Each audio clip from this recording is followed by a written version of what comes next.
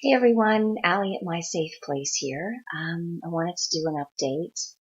I wanted to say quick update, and then I realized it may not be quick. So I wanted to do an update on what happened when I attended the shamanic journeying workshop, the first actual day um, of our mentorship program. For those of you who haven't seen the previous videos, I attended the sort of open house introduction to this program and had an upsetting episode with another potential classmate that didn't go very well for me. There was a lot of projection on this other classmate's part, and I did not react well. I did not respond well. And it took a lot of work to sort of work through what that was really about, even though I was aware at the time that that this was a bunch of projection. What ended up happening is I got very triggered. I had a full-on emotional flashback and was weeping, not audibly weeping, but sitting with tears streaming down my eyes for the rest of the time that we were together in class, and had a very difficult time staying grounded and staying present and listening to other people because I kept emotionally flashing back. And what ended up coming out of that is I was able to work through it emotionally, even though I understood cognitively that it was someone else's stuff. I still was blindsided by it and picked it up. There was no opportunity for red flags or for me to pick up on whether or not this person was toxic. The individual who's leading this mentorship program for shamanic work is actually my naturopathic doctor. So I had a regular appointment with him, and I was able to work through some of the stuff that I had been experiencing after that episode, and he completely and utterly validated me, saying he when we're working in groups and doing deep work like this, people often get triggered, and what he didn't understand from this other person in the group was the method of delivery, as he called it, the lashing out specifically at me and using very judgmental, angry language. He was able to reassure me that he didn't think she was going to be part of the ongoing year-long mentorship program. And at that point, having been validated and having worked through that, my own stuff, my own reaction to it, I was actually quite comfortable going forward, or at least trying it out, whether she was there or not. Although I have to admit, it did make me feel better when he said he didn't think she was going to be there. So last Sunday was day one of the official year-long mentorship program in shamanic journeying and doing shamanic type healing work. And I have to tell you, it was amazing. It was an incredible small group of people, some of whom had already been at the introductory class, but it was narrowed down. There were a couple of people who were going to be coming in, but who weren't there that day. And the energy that was held by everybody was incredibly loving and positive. So after more than 3 years of having removed myself from working with clients and shutting down my business and not being able to even work an everyday job, which I did try. I just worked at a department store in retail. I thought I could manage it. I'd work retail, putting myself through university, so it wasn't unnatural to me, but I found myself being triggered constantly, even in an everyday job. And it was only through that I was able to come to the realization, with the help of some therapists and so on, that I was suffering from PTSD, most likely complex PTSD from years Well, having been raised by a cluster B personality disordered parent, having several family members who were also cluster B, and having married my first husband being definitely a cluster B personality disorder, and not realizing this whole time through most of my life that I had been emotionally and psychologically abused, and that recognition and going no contact with a whole bunch of these people happening nearly 5 years ago now. So this whole progression, this crash and burnout, as I call it, more than 3 years ago, following going no contact and some other traumas that happened in my life, and my understanding of PTSD and how it affects our ability to move forward with everyday life, and how individual the symptoms can be, and how one person can be experiencing one cluster of symptoms and someone else could be experiencing something completely different. So I'm very lucky. I have the support of an incredibly loving husband, and the no contact with family of origin, and ex-husband is going extremely well.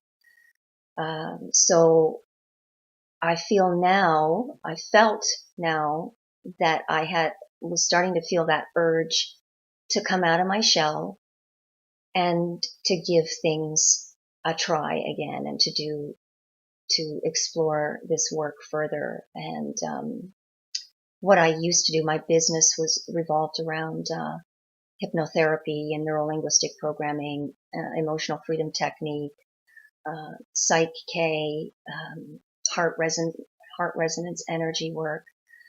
And every year, at least once a year, I was doing upgrading courses or exploring some new techniques or ideas for helping other people to heal and in their personal growth, in their wellness, and at the same time working with my own issues. And I realized after my crash and burnout that I had not been doing nearly enough emotional or spiritual self-care. I also have physical constraints on my health, following radiation treatment for a rare incurable cancer that I was diagnosed with in 1999. I did have fast neutron beam radiation, which is very powerful. It's more than 2.5 times more powerful than standard radiation, but it's proven very effective in some of these slow-growing tumors like this one is. But I'm 2 years ahead of the research curve in terms of long-term prognosis and the effects of the actual radiation. So my thyroid and my parathyroid took a big hit of radiation, as did my pituitary and my brain. So I'm dealing now with a lot of the physical after effects as they slowly come on and as I get older. And trust me, I'm really happy to be alive. There's no concern about that. It's just some more of the challenges that I face. So I genuinely thought when I shut down my business and when I stopped helping other people that was it for me, that I was toast, that I was finished, that there was no possible way I could ever be the person that I used to be, the one who loved to go out and take classes and improve and help other people. I felt completely and utterly useless. Barely able to be there for my husband and my children. And I want to put out the hope there that it can and it does get better. You got to do the work around it, and I will never be the same. I don't think I'm going to approach anything the same way that I used to. I still have symptoms of PTSD. If anything, that attack from the other person in the class showed me that. I can still be very easily triggered, and if it's a blind side especially, and I'm not prepared.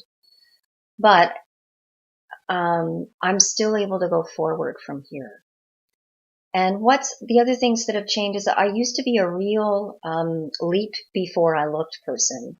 One of the other after effects of the cancer was this urgency to get things done, hurry up and live my life. No futzing around waiting for, oh, well, let me see if it's exactly perfect. I didn't have that problem. I was quite the opposite, and I've heard this from other cancer survivors as well, even those who do have 5 years and you're all clear, that suddenly your life becomes more urgent. Suddenly you don't have time to waste, and you need to get things done. And I was definitely that type of person. And what the PTSD has done, and I view this as actually quite positive, is it has forced me to slow down. And really take stock of what's going to work for me. It's really forced me to look before I leap.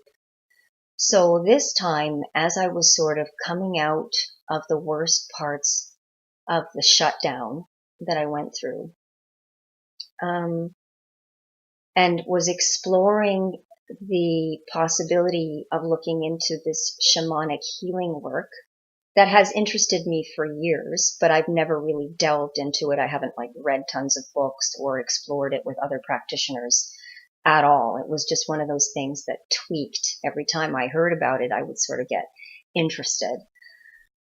So as it slowly came to the forefront of my mind, I started to notice, because I was slowing down and not leaping before I looked, I started to notice little synchronicities, little advances, little hits where my subconscious mind was bringing to my conscious awareness that this might actually work. And then, unlike other times where I've just sort of gone with the first teacher or person who's popped up or a simple recommendation, I actually explored several different options, several different schools, tested to see whether it felt like the right energetic connection. Looked into going to open houses and meeting people and seeing what their approach was like. And nothing really clicked, so I just took my time and didn't rush it and didn't force it.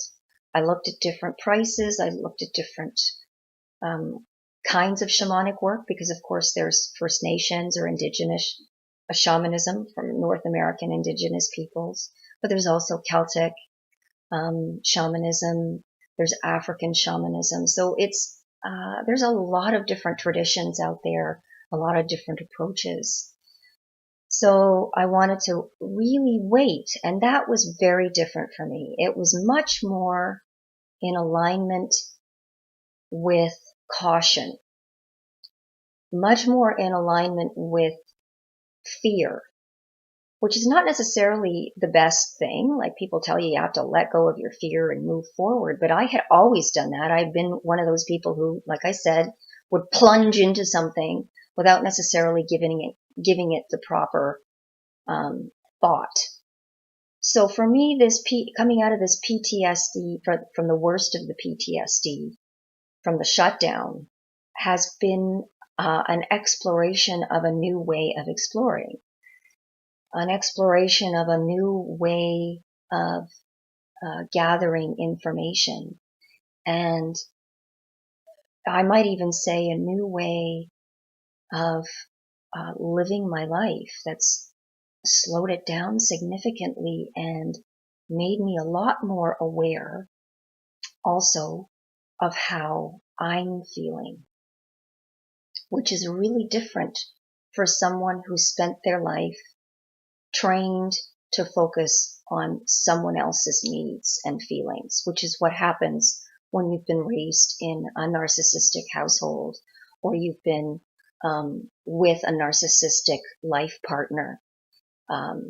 Over time, you stop even being aware, or at least I did, being aware of what my feelings were and what my needs were in favor of surviving and supporting the narcissist or the cluster B personality. And that's just the way it works. And so some people call us empaths, and some of that is genetically passed on. And some of that is definitely a learned survival mechanism. And it's what works. It seriously works. So what this PTSD has done for me is forced me to be aware of what's going on for me and to help me actually differentiate for the very first time in my life with very clear consequences if I'm not careful, of someone else's projection. So what happened to me at that first introductory class was actually an amazing gift in its backwards sort of way. When I examine it now, I see my response and my reaction as one of the very first times that I've actually reacted powerfully and strongly in an emotional way to someone else's projection. In the past, I was taught to swallow it. My reaction was irrelevant. I needed to accept that projection as reality and go on. Now I'm understanding that this projection, that when I get projected upon, I'm actually reacting, and I attribute that directly to the TD, because it's a symptom. It's never happened before. So bizarre as this may seem, I'm actually grateful this happened. I'm actually grateful that this woman attacked me the way she did, blindsided me.